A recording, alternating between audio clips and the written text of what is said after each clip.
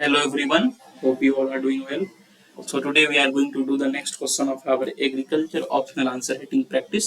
जो हमारी agriculture optional answer writing practice series चल रही है उसके नेक्स्ट क्वेश्चन को आज हम लोग करने वाले हैं और उससे पहले I want to say that I have an agriculture optional course when you visit the playlist of this channel. अगर आप इस चैनल के प्लेलिस्ट सेक्शन में जाओ तो आपको दो प्लेलिस्ट्स मिलेंगे, agriculture optional paper 1, agriculture optional paper 2।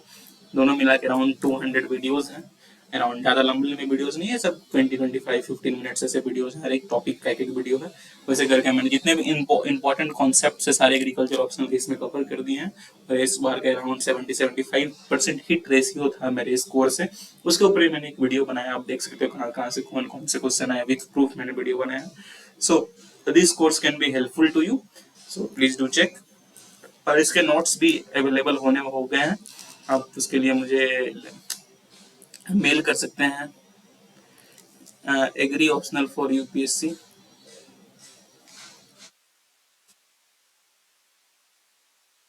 @gmail.com। मैं पिन भी कर दूंगा इसको, ठीक है। So let's see discuss today's question. आज का क्वेश्चन है हमारा, discuss various approaches of extension, describe the recent emerging technologies in transfer of sorry recent emerging concepts in transfer of technologies। So I think agriculture extension का ये question काफी important है। ये पूछते हैं अप्रोचेस, काफी बार वो पूछ सके हैं, कभी कभी कोई अप्रोच दे करके वो पूछ देंगे बताओ एडुकेशनल अप्रोच क्या होता है। तो ऐसे करके आप इस क्वेश्चन को कर सकते हो। मेरे नोट्स में ये अच्छे से कवर्ड होगा, आई थिंक नोट्स में, सॉरी इन द कोर्स में ये कवर्ड होगा अप्रोचेस, और क्या क्या कॉन्सेप्ट है ट्रांसफर ऑफ टेक्नोलॉजी के वो भी हम लोग देखेंगे। So you should also try to write this types of answers by yourself. ऐसे आंसर्स आपको खुद से भी लिखने का प्रयास करना चाहिए, because the more you write the more you improve. जितना आप खुद से लिखोगे उतना इम्प्रूव करोगे। So try to write it by yourself also. चलिए शुरू करते हैं आज का क्वेश्चन। तो सबसे पहले देखिए समझना एक्सटेंशन क्या होता है। What is extension? एक्सटेंशन होता है, सिंपली आप समझ लो कि फार्मर को किसी चीज के बारे में जानकारी देना। मान के चलो कि फार्मर कन्वेंशनल फार्मिंग काफी टाइम से कर रहा है, ओके, उसको मॉडर्न टेक्नोलॉजीज नहीं पता है, तो उसको कैसे पता चलेगी? तो जो भी मॉडर्न टेक्नोलॉजीज हैं, जो भी डेवलप हुए हैं, तो उसको एक्सटेंशन ऑफिसर्स या फिर जो भी एक्सटेंशन मैनेजर्स, रिसोर्स पर्सन जो भी रहते हैं, वो जाते हैं फार्मर्स के पास। और ऐसा नहीं बोलने को जाना ही होता है, थ्रू मोबाइल फोन्स भी किसी किसान को सेंटर्स बन चुके हैं, के वीके वगैरह है, तो सबके सारे इंस्टीट्यूशंस के अपने अलग अलग रोल हैं, अलग अलग मैंडेट है। वो फार्मर्स को जो मॉडर्न एग्रीकल्चर प्रैक्टिसेस हैं उनके बारे में बताते हैं ताकि फार्मर्स वो करें, ठीक है। तो इन सिम शॉर्ट आप कह सकते हो कि फार्मर्स को जो ट्रेनिंग मिलती है that is a part of extension. So वही एक्सटेंशन है। सो ये बस समझने के लिए आप समझ लो कि यही इसी को हम लोग एक्सटेंशन बोलते हैं, कि जो भी अच्छे मॉडर्न टेक्नोलॉजी है वो फार्मर तक हमें पहुंचाना है। अब देखिए एक्सटेंशन अप्रोच क्या होता है, जैसे क्वेश्चन में है तो इसका मैंने डिफिनेशन लिखा हुआ है, इट ऐसे नाम से एक्सटेंशन अप्रोच। तो एक्सटेंशन आप समझ गए। अब किस तरह से एक्सटेंशन को हम अप्रोच करेंगे, कि क्या क्या हमारे डिफाइनिंग फीचर्स रहेंगे एक्सटेंशन के। क्या अगर एक्सटेंशन को हम लोग कुछ एक बेसिस पे ले जा रहे हैं तो वो अलग अप्रोच होगा, कुछ अलग बेसिस पे लेके जा रहे हैं तो वो अलग अप्रोच होगा। तो कैसे कैसे हम लोग अप्रोचेस डेवलप करेंगे एक्सटेंशन के, that is what extension approach is. जैसे कि इसमें लिखा हुआ है, it acts the style of action, किस स्टाइल में हम लोग एक्सटेंशन करेंगे। Embodying the philosophy of extension system, which is by and large determines the direction and nature plus style of system। कैसे कैसे स्ट्रक्चर के बेसिस पे, leadership, program, method, techniques, linkage, तो ये सारे फीचर्स को हम लोग देखेंगे जब भी हम लोग एक्सटेंशन को अप्रोच करेंगे। स्ट्रक्चर कैसा होना चाहिए एक्सटेंशन का, लीडरशिप कैसे करना है, प्रोग्राम क्या क्या होना चाहिए, मेथड्स क्या होंगे, टेक्निक्स क्या होंगे, लिंकेजेस क्या होंगे। तो this is what extension approach is, की कैसे आप अप्रोच कर रहे हो एक्सटेंशन को। अब हम लोग पढ़ते हैं कि क्या क्या वेरियस अप्रोचेज क्या है, अप्रोचेज ऑफ एक्सटेंशन। तो पहला अप्रोच है जनरल एग्रीकल्चर एक्सटेंशन अप्रोच। ये ओवरऑल जो है गवर्नमेंट मिनिस्ट्री का जो जनरलाइज होता है, गवर्नमेंट से होता है, और you can say agriculture ministry या फिर अदर मिनिस्ट्रीज आल्सो कर सकती है। तो ये क्या होता है, जनरलाइज्ड अप्रोच होता है जिसमें ओवरऑल सारी चीज कवर्ड होते हैं, जो कि गवर्नमेंट का एक जनरलाइज्ड प्रोग्राम होता है। और ये मतलब क्या बोला आपको, मतलब इसका बेस काफी बड़ा होता है, ठीक है, इसमें बेसिक चीजें, जनरल चीजें एग्रीकल्चर को लेकर बताई जाती हैं। ये हो गया आपका general agriculture extension approach. Second है कमोडिटी स्पेशलाइज्ड अप्रोच। इसमें हम लोग किसी एक कमोडिटी को स्पेशलाइज्ड करते हैं। जैसे जनरली क्या करता है, focus on 1 or 2 crops. Generally specific कोई कमोडिटी पे फोकस करता है, जैसे वन क्रॉप पे ये फोकस, स्पेसिफिक वन क्रॉप पे फोकस करता है। जैसे एग्जांपल में देख लो, रबड़ बोर्ड हो गया,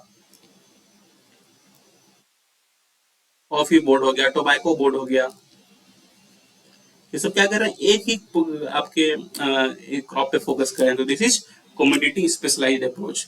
फिर तीसरा हो गया आपका ट्रेनिंग एंड विजिट अप्रोच। ठीक है, इसमें क्या होता है, जो भी एक्सटेंशन फील्ड पर्सनल होता है वो विजिट करता है फार्मर्स के फील्ड में, उसे ट्रेन करता है, जो भी एक्सटेंशन फील्ड पर्सनल होता है। सो मतलब ट्रेनिंग दे रहा है आपको विजिट करके वहां पे, training and visit approach. Fourth agriculture extension participatory approach. तो ये क्या होता है कि पार्टिसिपेशन में जहां फार्मिंग हो रही है, जैसे फार्मर फार्मर ऑर्गेनाइजेशन हो गए या फार्मर के ग्रुप्स हो गए, जिसमें वो लोग पार्टिसिपेट करके फार्मिंग कर रहे हैं, तो वो पार्टिसिपेटरी अप्रोच को डेवलप करने के लिए ये एक्सटेंशन अप्रोच होता है। ठीक है, so this is for them. फिर होता है प्रोजेक्ट अप्रोच। तो प्रोजेक्ट अप्रोच, अगर कोई भी जो प्रोजेक्ट आती है, ठीक है, जो पार्टिकुलर प्रोजेक्ट्स होती है, चाहे गवर्नमेंट की प्रोजेक्ट हो, सेंट्रल गवर्नमेंट की हो, स्टेट गवर्नमेंट की, कुछ एनजीओ भी कभी कभी कुछ प्रोजेक्ट लेके चलते हैं कि मुझे इस चीज पे काम करना है, तो ये पार्टिकुलर प्रोजेक्ट पे काम करता है, पर्टिकुलर लोकेशन में और एक स्पेसिफिक टाइम में। स्पेसिफिक टाइम जो उस प्रोजेक्ट, जैसे प्रोजेक्ट है कि भाई 2023 से 28 तक में हमें ये चीज डेवलप करना है, तो उस स्पेसिफिक टाइम में फार्मर्स को ऐसे एक्सटेंशन मिलेगा ताकि वो डेवलप हो सके। नेक्स्ट है आपका फार्मिंग सिस्टम डेवलपमेंट अप्रोच। इसमें हम लोग क्या करते हैं, फार्मिंग सिस्टम को डेवलप कराते हैं। फार्मिंग सिस्टम को कैसे डेवलप कराएंगे, जो भी लोकल रिसोर्सेज हैं फार्मर्स के पास, उनको कैसे वो यूज करके सिस्टम्स बना सकते हैं फार्मिंग सिस्टम। जैसे कि मान के चलो फार्मिंग सिस्टम में क्या होता है, काफी कंपोनेंट्स होते हैं, जैसे मान के चलो काव डंग कर रही है, यहाँ पे एनिमल कंपोनेंट भी, क्रॉप का कंपोनेंट भी। तो काव का डंग हम लोग एज ए मेन्यूर यूज कर सकते हैं, उसको प्रोसेस करके, ठीक है, उसको मतलब डेवलप करके अच्छे से, ये यहाँ पे आपका फील्ड्स में। तो यही चीज है कि किस तरह से लोकल रिसोर्सेज का यूज करके फार्मिंग सिस्टम डेवलप कर सकता है फार्मर्स। कॉस्ट शेयरिंग अप्रोच, ये जनरली का ज्वाइंट वेंचर होता है कम्युनिटी और इंस्टीट्यूशन का, joint venture between community and joint venture institution, जो दोनों मिल के इसमें काम करते हैं। और कॉस्ट शेयरिंग अप्रोच की, किस तरह से कॉस्ट को बांटा जा सके बिटवीन कम्युनिटीज एंड इंस्टीट्यूशन, उस पर ये लोग काम करते हैं और दोनों मिलकर अच्छा डेवलप करते हैं। Next one is educational institution and approach. तो ये क्या होता है इसमें कि ये एडुकेशन इंस्टीट्यूशन के थ्रू होता है, नाम से पता चल रहा है। जैसे कोई एडुकेशन इंस्टीट्यूशन है, किसी चीज पे रिसर्च कर रहा है और ये फिर कोई टेक्निकल नॉलेज है उसके पास अच्छी खासी, तो वो technological knowledge, sorry technical knowledge या रिसर्च को कहाँ तक पहुंचाता है, रूरल पीपल पे। टेक्निकल नॉलेज को कहाँ पहुंचाएगा, रूरल पीपल को, ताकि उसको यूज हो सके। तो this is educational institution approach. तो ये सारे कुछ कुछ अप्रोचेज हैं एक्सटेंशन के, I hope you understand. Overall मैंने बता दिया, अब इसको 2-3 लाइन में अपने से डिस्क्राइब कर देना आंसर्स में अपने। अब बढ़ते हैं emerging concepts in transfer of technology. क्या क्या इमर्जिंग कॉन्सेप्ट्स हैं ट्रांसफर ऑफ टेक्नोलॉजी में। ट्रांसफर ऑफ टेक्नोलॉजी क्या होता है, मान के चलो कोई रिसर्च, कोई साइंटिस्ट है, ठीक है, उसने डेवलप किया एक इनोवेशन, एक technology that can help to farmers. तो उसके बाद इस टेक्नोलॉजी को अच्छा से डेवलप किया जाता है और इस टेक्नोलॉजी को कहाँ तक पहुंचाया जाता है, फार्मर्स तक, रूरल फार्मर्स तक। तो ये जो मेथड है जैसे वो फार्मर्स तक पहुंच रहा है, this is what known as transfer of technology. I hope समझ के। इसमें पहला जैसे नया मॉडल है फीडबैक मॉडल, इसमें हम लोग फार्मर से फीडबैक लेते हैं। इंफॉर्मेशन एंड कम्युनिकेशन टेक्नोलॉजी का ज्यादा यूज करते हैं। इवेल्यूएशन मॉडल है, जिसमें कि कैसा हमारा टेक्नोलॉजी काम कर रहा है उसको इवेल्युएट करते हैं, इवेल्युएट करके अच्छे से उसको यूज में लाते हैं। Innovation model not only by scientist but also farmers. अब के टाइम में क्या कि फार्मर्स भी काफी इनोवेशन में है, इनोवेट कर रहे हैं, तो इस इनोवेशन मॉडल का यूज कर रहे हैं। और वेरियस मॉडल्स जैसे हमने बात की, और भी काफी सारे मॉडल्स हैं, जैसे टॉप डाउन अप्रोच मॉडल, फिर आपका क्लाइंट मॉडल है।